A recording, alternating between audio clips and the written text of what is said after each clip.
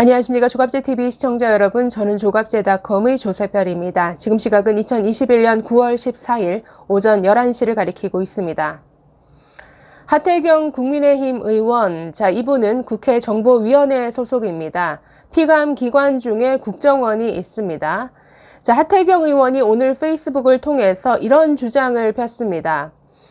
박지원 국정원장이 이 고발사주 의혹 제보자인 조성은 씨와 국가 기밀까지 공유한 것으로 보인다.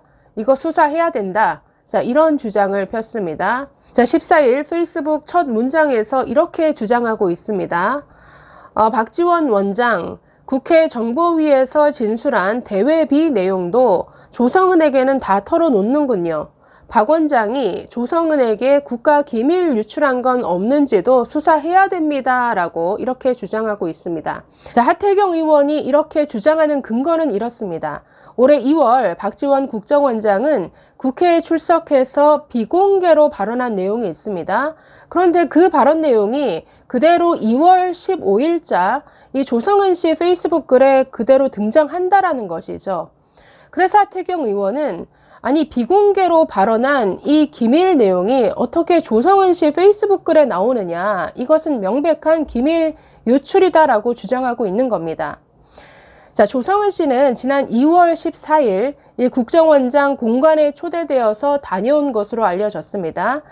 그 공간에 다녀와서 직후인 2월 15일에 페이스북 글에 이런 글을 올렸습니다. 지금 이 글이 문제되고 있는 것인데, 먼저 조성은 씨의 2월 15일자 페이스북 글 한번 보시죠. 이렇게 되어 있습니다. 다 공개가 되면 피 보는 쪽은 입을 다물어야 할 텐데 쪽수도 안 되어서 아무것도 못하는 쪽은 과거에 잘못한 것에 대해서는 그저 빌고 잘못했습니다 라고 마무리해야 할 텐데 꼭 쓸데없는 소리를 하다가 나중에는 쿡 처박혀 있지. 이 당시는 과거 국정원이 정치인들을 상대로 사찰했던 내용, 그 내용 다 공개하라라고 정치권에서 국정원을 압박하던 이 시기였습니다.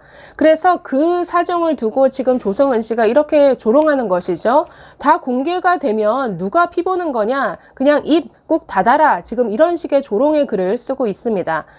그러면서 그 밑에 보면 박지원이 공간에서 만났을 때 했던 얘기인 것으로 추정되는 내용이 여기 쓰여져 있습니다. 한번 보시면 나는 별말 안 했다. 다 공개하면 딴 건 모르겠고 이혼할 사람들 많을 거다. 고만 전하라 했다. 날던 새가 떨어지던 시절을 넘어 내가 걸어가도 새가 안 날긴 하던데 그래도 제대로 한판 해볼까? 하면 심리 밖으로 주랭랑칠 것들이. 이것은 조성은 씨와 만난 자리에서 박지원 국정원장이 큰 소리 치듯이 한 얘기를 그대로 이렇게 전하고 있는 것으로 보입니다. 이런 글을 지금 하태경 의원이 문제 삼고 있는 겁니다. 다시 하태경 의원의 페이스북 글로 넘어가서 이거를 어떻게 문제 삼고 있는지 한번 보겠습니다. 하태경 의원 이렇게 말합니다. 공개하면 이혼할 사람 많을 거다. 이 말은 2월경 국회 정보위에서 박지원 원장이 비공개로 한 말입니다. 박근혜 정부까지 역대 정부들의 국정원이 정치인 불법 사찰했는데 그 내용들이 공개되면 이혼할 사람들이 많다는 뜻입니다. 그 사찰 내용들에 민감한 사람들이 들어있다는 것이죠. 박 원장의 표현이 워낙 하드코어여서 당시 정보위가 끝난 뒤 이 내용은 브리핑하지 않았던 기억이 납니다. 그런데 비슷한 시기 조성은 페이스북에 똑같은 내용이 있습니다. 박 원장의 말이란 언급은 없지만 그 뒤에 문장만 봐도 박 원장 발언임을 알 수 있습니다. 박 원장은 정보위 회의에서 종종 과거에는 국정원장이 지나가면 날면 새도 떨어진다고 했는데 요즘은 국정원장 지나가도 새 한 마리 안 난다. 이런 언급을 했습니다. 그런데 비슷한 내용이 조성은 페이북에 있습니다. 조금 전에 조성은 페이스북 글에 내가 지나가도 새들이 안 날긴 하던데 이런 표현이 들어 있었죠. 이게 박지원 원장이 평소 자주 하던 이런 표현이었다라는 겁니다. 계속 보시면 박 원장이 국정원의 대외 기밀성 내용을 조성은과는 공유했음을 알 수 있습니다. 이뿐이겠습니까?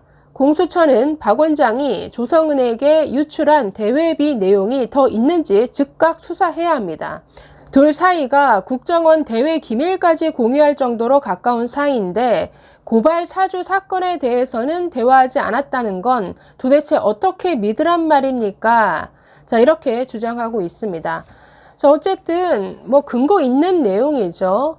지금 국회의원들 앞에서 비공개로 한 발언까지 어떻게 조성은이라는 이 자가 알고 있느냐, 왜 이런 기밀까지 국정원장이 유출한 것이냐, 그것도 국정원장 공간으로까지 불러서 5시간 넘게 대화하면서 지금 이런 기밀까지 나눴다? 이것은 지금 이런 드러난 정황들로만 봐서면 정말 정보기관의 수장, 국가안보기관의 수장이 얼마나 부적절하게 행동했는지가 다 드러나는 것이죠. 이것은 바로 해임건입니다. 조성은 씨 아까 페이스북 글 그 끝에 이렇게 적고 있습니다. 어제 5시간 넘게 나눴던 말씀이 생각나서 엄청 웃었네. 머리 꼭대기에 계시던데.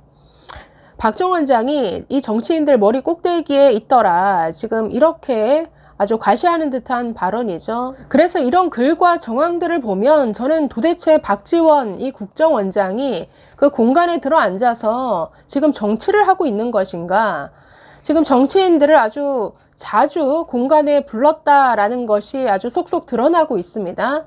대체 국정원장으로 앉아서 어떤 식으로 지금 정치 개입을 하려고 하는 것 아니냐, 이런 의혹을 당연히 제기할 수밖에 없는 것이죠.